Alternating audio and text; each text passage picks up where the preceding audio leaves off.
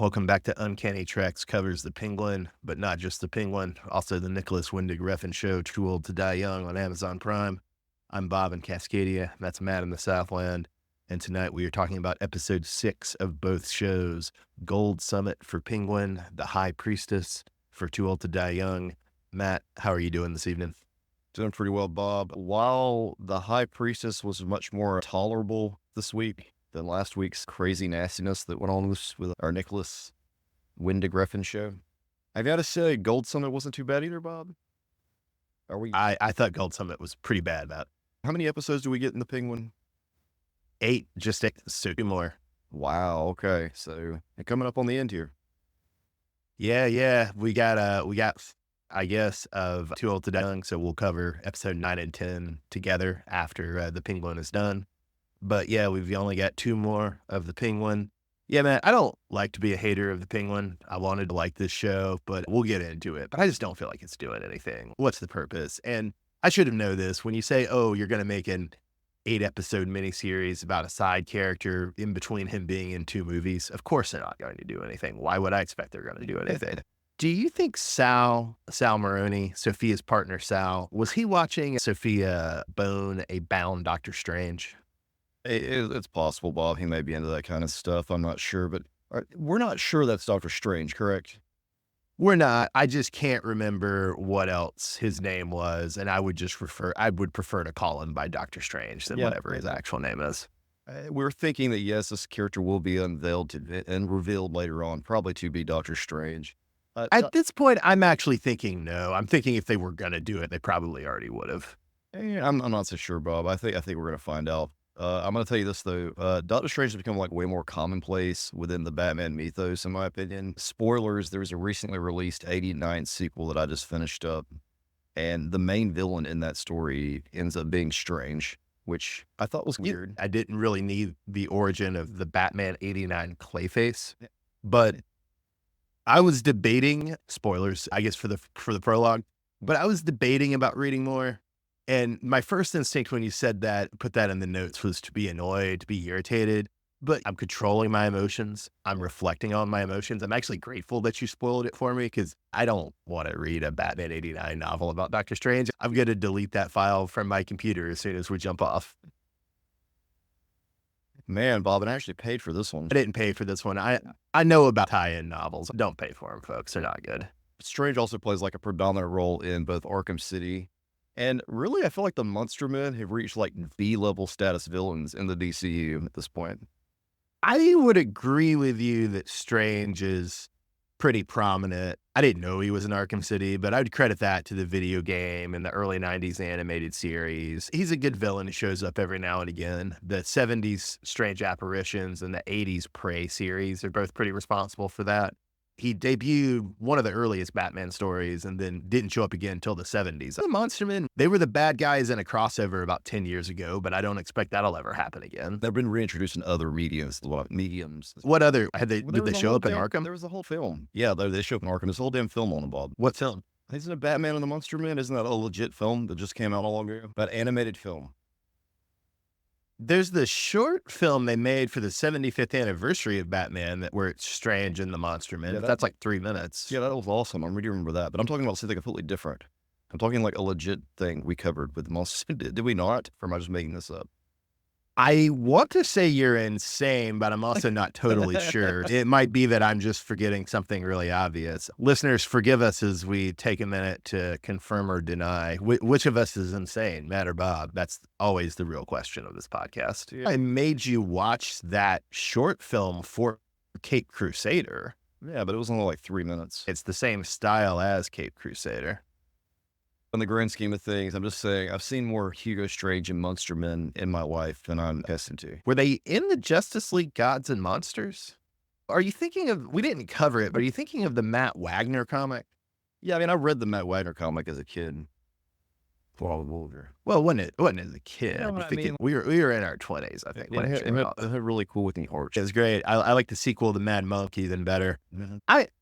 Listeners, I'm going to tentatively declare that Matt's insane and I'm not insane, but if anybody can correct that and prove that I'm insane, I welcome it. You can have Hugo Strange without the Monster Men. Can you have the Monster Men without Hugo Strange? I would tend to say no. 2000. Matt, also, speaking of failing memories, you gave us a perfect transition. So, Ma Penguin, she's got a new boy, Matt. She's got a new son. How you feel about that? She really does. Well, we kind of saw this a little bit the last episode where Vic, he's playing that role of the empathetic son, which Penguin just can't be. If all the time. Also, he's just so busy, Matt. He's always scheming. He's always hustling. He's always going for the next thing. I always got to be on the make in Gotham. I did like how more distracted Vic get this episode, especially when he's talking to Penguin and he's just like, yeah, big money, good stuff. And just the lack of conviction in that really made me laugh. Later on in the episode, Bobby is he to shoot like some dude in the face and wants to move in on his turf. See, that's part of what I don't like about this miniseries is I'm fine with the Penguin having a young sidekick. That's fine. But making it into like the corruption of the sidekick, it's just so tedious. Well, he's got to go somewhere, and they only have 8 episodes, so he had to have him do something. Go ahead and have him start out just being a gangster. He's just a guy who wants to be on the make. He sees potential in Penguin. Boom. Much more interesting character. Gives me a lot of bad, pointless angst scenes. He's not just running around shooting people, blowing their heads off and stuff, yeah. You didn't like the whole scene where Penguin had to hug him and tell him it's okay and everything's going to be all right? I remember my first kill. It's rough. You'll get over it. In the broader context of a show where he's just a gangster, that could also be fine. It's been 6 episodes of, oh, I'm a bad guy. Is he going to get away from us? And of course he's not. The show's called The Penguin. We find out the names of the brothers that we didn't really know before, Jack and Rex Cobblepot, but apparently they're both dead. And then I did just want to flag Tom King's The Penguin comic, which just ended.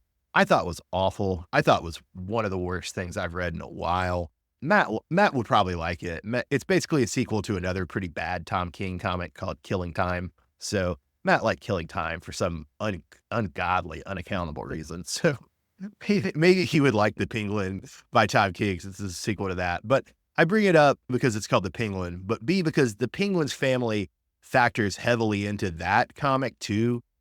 It almost to the point where, you know how like the theme of Spider-Man is, oh, we're getting all these other new Spider-Man. The theme of Batman is, oh, how many Robins can you stick in there? Oh, let's do that with a Penguin, but there's family members. You know, people we can show in the families. How many derivative characters can we have for cheap IP? It's like a damn clown car.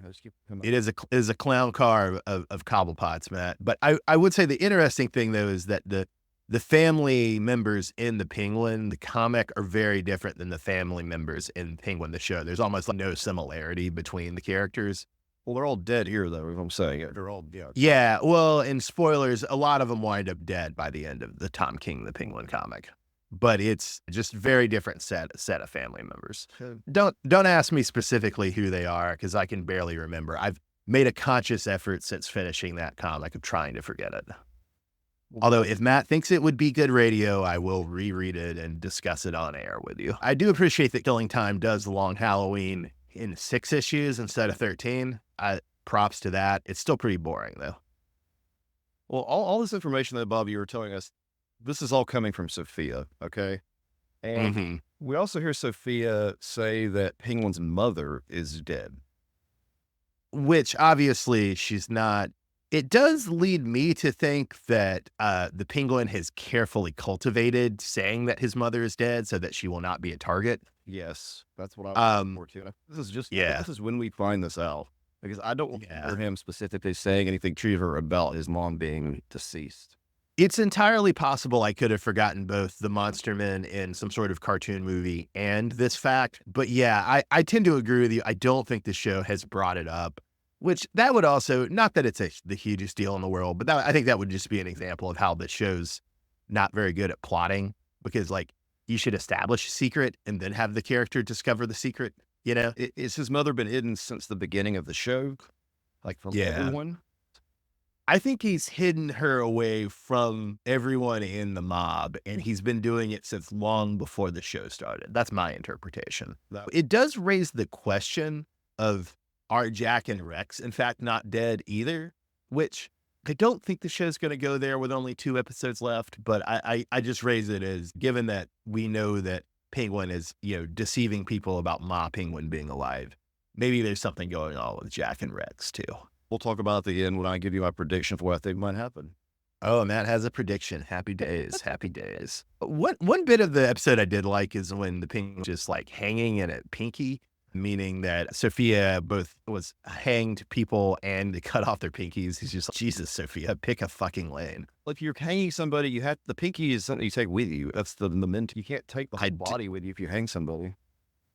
You know, Matt, I just want to point out that last week's episode was about porn and also sexual assault, right? Because of the Too Old to Die Young. You're right. But this week, Matt's like, oh man, what a wholesome week we have as we talk about just taking pinkies as souvenirs, and we're about to get into some mother son incest. Yeah. That's just all about the incest and the pinky removal. What does that tell you about the quality of the last episode of Nicholas Windegreffen's Too Old to Die Young, Bob? Leave it at that. Do you feel like Sophia and the Penguin are a better team, or do you feel like Sophia and Sal Maroni are a better team? Okay, I really wanted to see more of Sophia and Penguin just because I like their dynamic, and it didn't last very long. But knowing this, 8 episodes, I see why they went ahead and split them and had them go their separate ways and brought in Sal as her basically just taking the place of Penguin at this point, just to see how. I think Penguin and Sophia would have been more interesting if we could have had it go a little longer. My boy and I, who I watched Penguin with, we were getting fun Better Call Saul vibes off of Sophia and the Penguin. Uh-huh. And so we were a little sad that was so short-lived. Matt, did you enjoy the Penguin going to town with the pliers on that guy? I did. Bob, when you see stuff like that, does your brain give you like a tiny sampling of the pain when you see it? Just like a millisecond, you're just like, you can kind of feel it. I don't feel the pain, but I do wince in sympathy. Yeah, I'm to the point now where when I see things like that, that's what happens. Just, it's strange. Well, it did dawn on me last night, Bob, that because I had to go back and to rewatch this episode because it airs on Sundays, and by the next week when we're going to discuss it, I can't remember. So please, HBO, consider putting this on a Thursday and go back to putting Sex in the City or some shit on Sunday. Well, it's sad because Sunday night, traditionally, that is HBO's big drama night, right? I watched The Wire and Boardwalk Empire and Treme on Sunday nights. But for our podcast purposes, as people who have jobs, are on different sides of the country who can't easily record until the weekend, it's rough. Man, I'm honestly to the point where I don't know if I want us to ever do a Sunday night show again.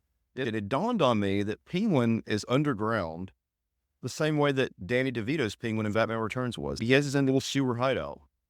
That's a great connection. The most proximate reference there is probably Batman Returns, and that is pretty funny. Seeing his gang transporting the mushrooms through the sewers, but I was disappointed because they're not dressed as circus performers. Matt, were you inspired by what to me felt like the climax of this episode when the Penguin solves racism over cheap beers, when he gives everybody a cheap beer and unites the underling gangs of Gotham? It was definitely the most blue-collar mob I've seen in quite a while, Bob. Definitely some blue-collar mobs. I don't buy it. This scene is actually why I hated the episode. I thought it was so weak. We don't know who any of these characters are. To the extent we have seen a couple of them, like the younger triad guy, they've established no actual traits about them.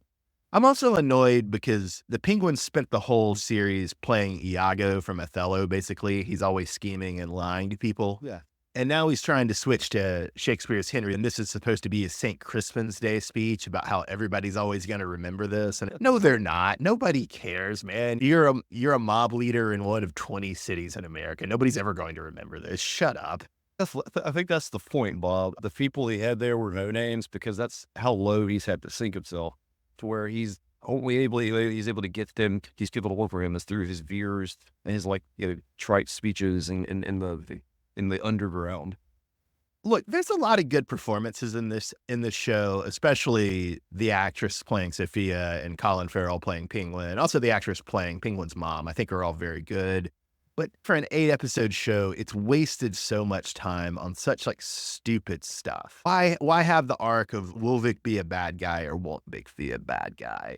I don't know, use some of that time to actually establish the world you want. The entire show to me has just been a kind of waste of time. Well, I'm impressed with this show, how they've wiped out all these mob people and completely changed up just the mob climate of the city that we didn't really know much about from the Batman, but now we know more about it. It accomplished something. It did basically nothing with these mob characters. They hung around and were bland for 2 to 4 episodes, and then Sophia killed them. Which I think is the point of what they're just fodder, Bob. They're fodder, and Penguin and Sophia are the 2 characters you really need to care about.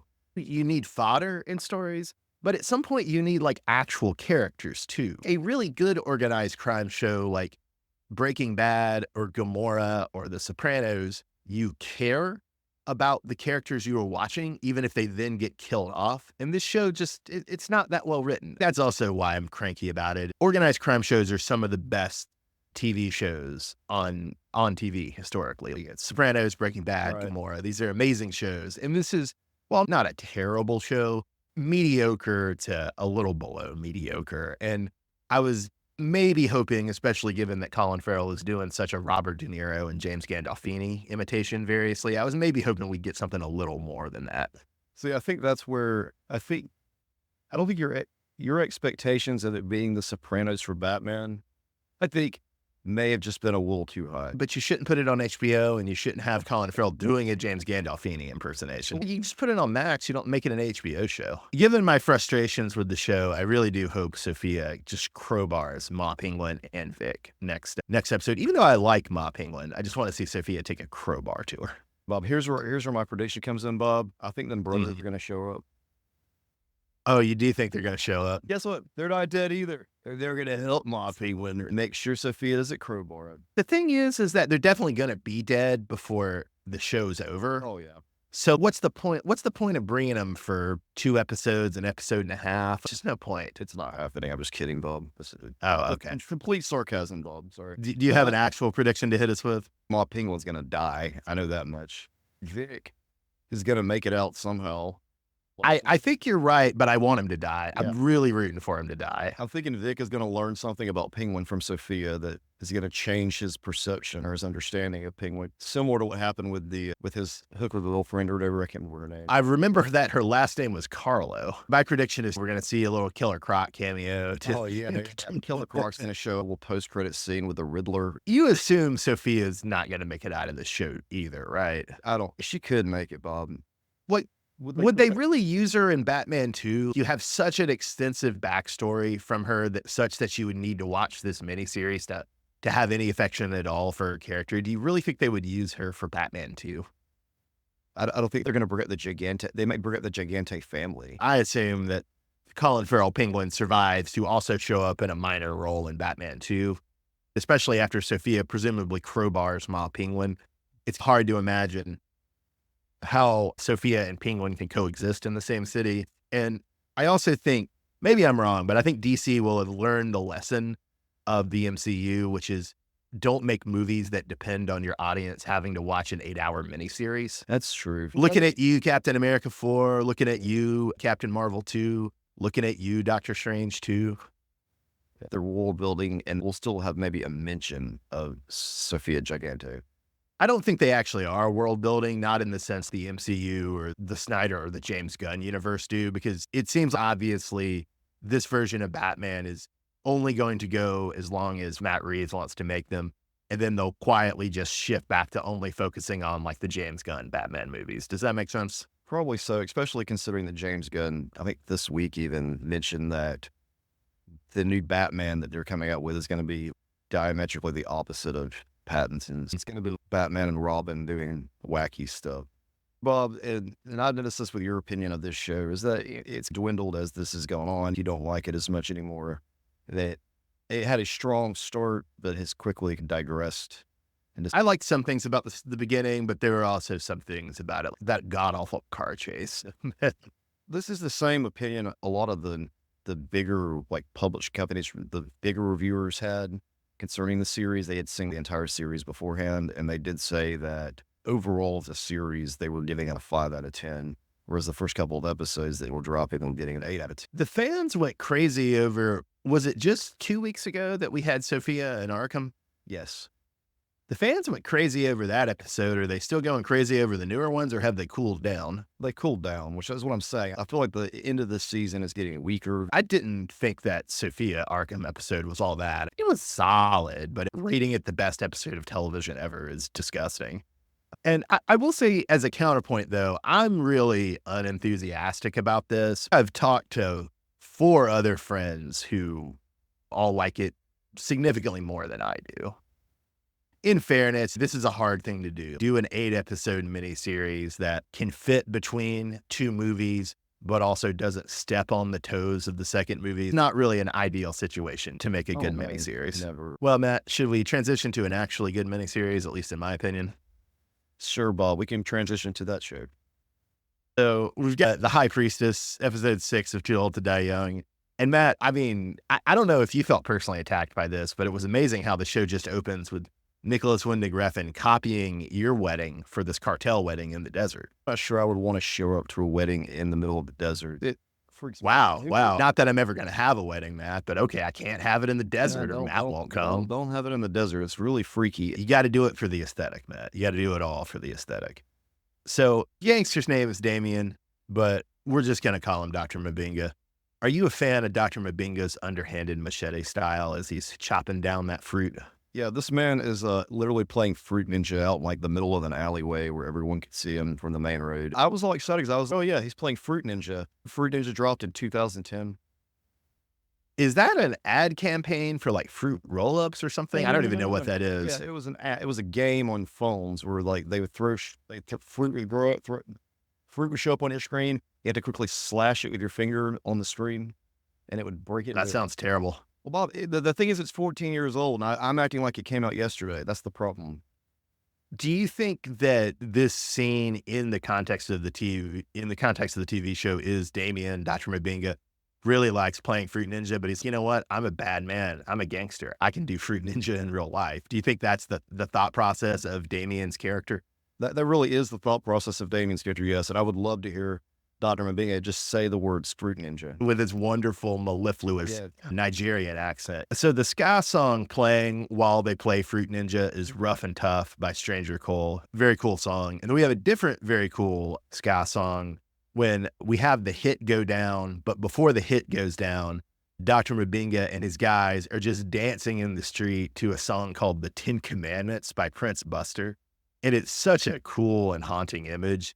But it's also, the song is so good, but it's an evil song, man. It's this guy basically telling his girlfriend, I'm your God. You have to follow all of my 10 commandments. It's evil, man. It is an evil song. Yeah. If you're listening to this podcast, go on Spotify, type in 10 Commandments, and you'll get this long list of church-related songs about the 10 Commandments. Make sure you put in Buster and then play. I got to find Prince Buster. Yes, put Buster in there.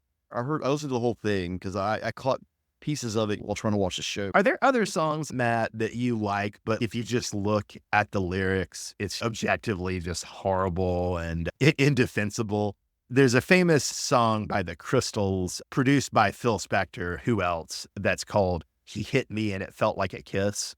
I would put that in the same category as this 10 Commandments song. All right. Well, one other thing about the 10 Commandments is that we have Dr. Mabinga walking down the street, just John wooing while the song is still playing. Matt, do you know what John wooing is? I need you to explain the John wooing to me, Rob. John wooing is when you're firing a handgun in each hand. John Woo's a famous Hong Kong film director. Yeah, and he made a lot of great Hong Kong movies especially in the 80s. Although he's still active, at least he was still active fairly recently. He might be too old to be active now, but yeah, that was one of his signature things. Matt, I haven't been timing it this season or this miniseries.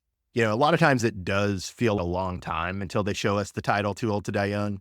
But it was literally 20 minutes this episode, which feels like a record for the show. Yeah, when it showed up on the screen, I was like, wait a minute, I thought we already skipped the title. Matt, we know this is sort of set in Los Angeles.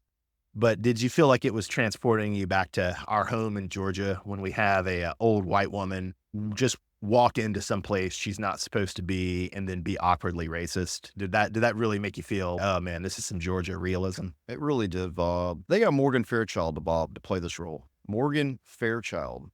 I don't know her. Bob, she's known for soap operas. She was in Dallas. She's all in the Lifetime of Hallmark movies. It sounds like it's good casting. I was, wow, how long do they get her on this show? And then they got one of the Baldwin brothers as well, which makes me think, okay, maybe Nicholas Winding Refn has that Lifetime connect. Yeah, I just can't imagine Morgan Fairchild, like, looking at the script for the show and being like, oh, I could do that. You know, I've actually thought about getting into Dallas just as a historical interest. It was arguably the most important show of the 80s. It really was. I mean, it's still talked about today. Matt, did you like how feminine and lovingly shot Jesus is for this entire episode? Well, I'm not going to lie. When he was shaving his underleg after the scene of Yuritsa in the shower, I thought it was fur at first. Did you? Yeah. Okay. Yeah. He did that on Yeah. purpose. When I first watched this back in 2019 with my boy, we were both wolf whistling at the screen a lot at Jesus in this episode, which has really interesting gender politics to it.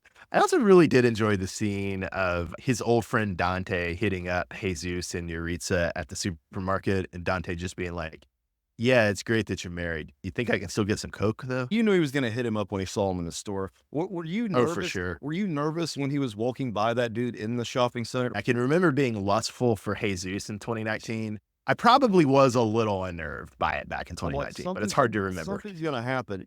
All it is a shot of Jesus and his wife walking down the frozen Mhm. food aisle, and this dude is like sticking his head in the frozen food, and he can tell that he starts to notice who Jesus is, like as he slowly is making his way.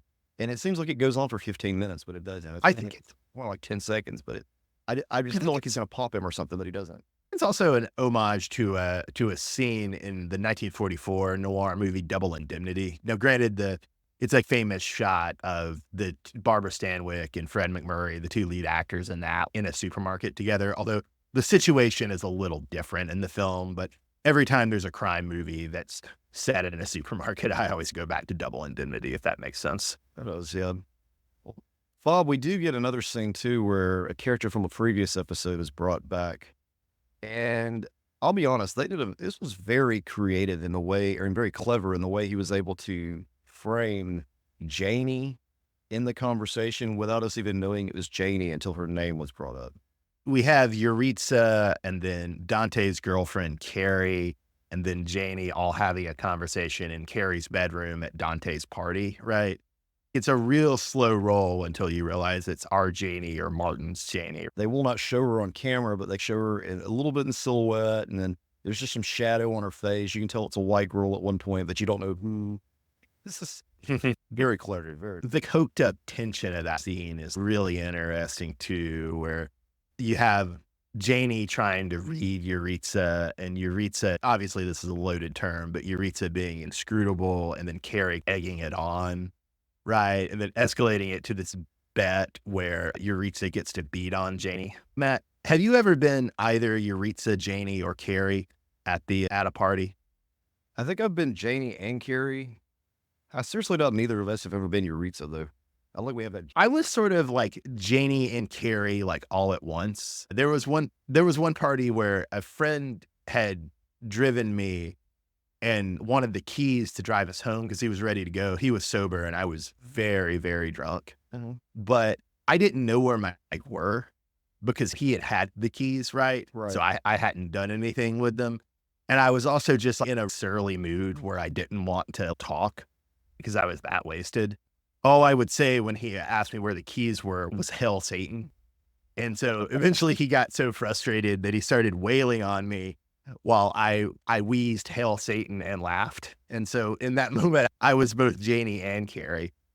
And then eventually he found the keys, and like a gentleman, he apologized to me, but he said, "You could have just said." Matt, so how do you feel about Yuritsa being the reincarnation of Jesus's mom, Magdalena? All right, Bob, am I supposed to take this literally?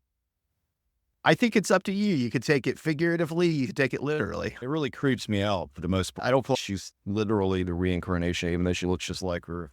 She is the high priestess of death, Matt. It's worth noting that she only shows up in the show after Magdalena is dead, right? Now, I mean, granted, everybody shows up in the show after Magdalena is dead, but there is the sense that Yuritsa and Magdalena have never been on screen together or anything, right? It's real creepy.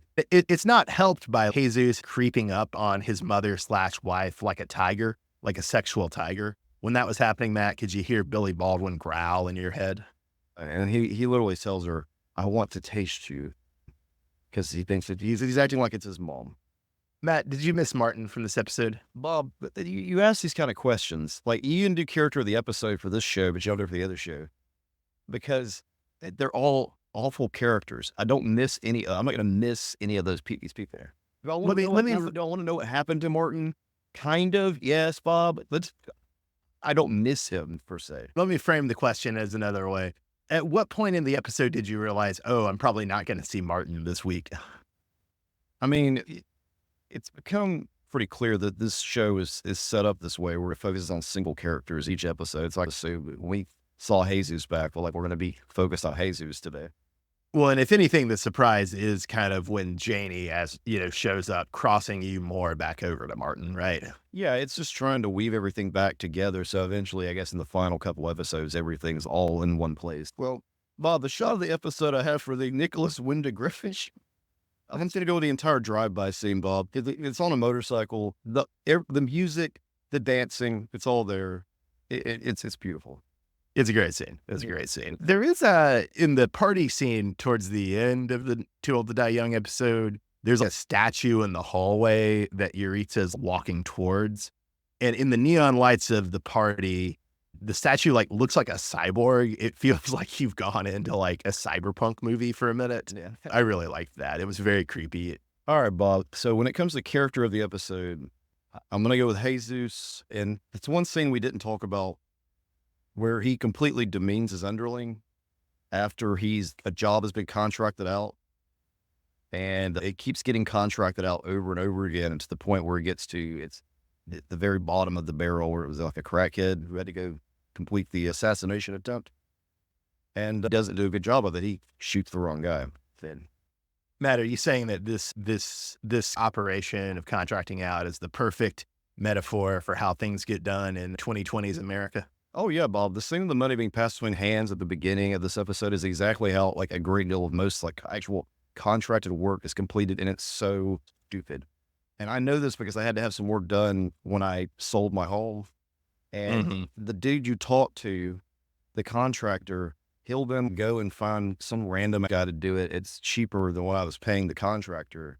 And then he'll go and he'll contract out a whole team of other little dudes who probably get paid a minimum wage to go actually do the job. I thought I was hiring a professional, but I did the contractor. Nope. Nope. Why do I need 4 middlemen to get to one? Where does all that money go? What are y'all being paid for? Just to go find the people? It bothers me that that's an actual living for people. In the immortal words of one of the guys who's involved in Eric Adams' corruption scheme in New York City, I need my crumbs, Matt. Where are my crumbs? That explains a lot. So most people just don't do a whole lot. They just take the money and just delegate. This is true. This is true. So for my character of the episode, I'm going to go with Magdalena. I thought the paintings of Jesus' mom, Magdalena, with what Morgan Fairchild described as her great shoes. I was debating, is this best shot or best character of the episode? But I decided to go with character. And then given that Yuritsa is the reincarnation of Magdalena, arguably I'm also saying Yuritsa is my character of the episode. Good choice, Bob. Good choice. All right. Well, thanks for joining us for Penguin versus Too Old to Die Young. 2 more episodes to go on the Penguin, a 3rd episode to go for Too Old to Die Young. We'll see you next week. thanks for listening.